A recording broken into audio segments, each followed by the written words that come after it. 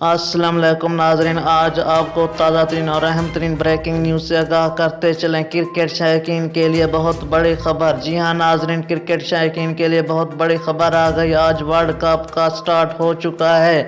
जी हां नाजरीन, आज 3 बजे स्टार्ट होने वाला पहला T20 वर्ल्ड कप का मैच ओमान और PNG के दरमियान खेला जा रहा है, जबकि दूसरा मैच बांग्लादेश और स्कॉटलैंड के दरमियान खेला जाएगा शाम 7 बजे। जी हाँ नाज़रीन, ये मैच कब कहाँ किस वक्त खेला जाएगा आप इस वीडियो में तफसील से जान सकेंगे। अगर अभी तक मेरा चैनल सब्सक्राइब नहीं किया तो सबसे पहले मेरे चैनल को सब्सक्राइब कर दें और साथ ही दिए गए बेल आइकन को भी प्रेस करें ताकि हर नए आने वाली क्रिकेट की दुनिया से आपको खबर मिलती रहे। जी हाँ नाज़रीन, इस वीडियो की तफसील की जाने बढ़ते हुए आपको बताते चलें, ये मैच भी दुबई स्टेडियम में खेला जाएगा शाम 7 बजे और ये म्यारी वक्त पाकिस्तान के मुताबिक होगा। अगर इंडिया वाले देखना चाहते हैं तो ये मैच शाम 7:30 बजे इंडिया वक्त के मुताबिक स्टार्ट होगा।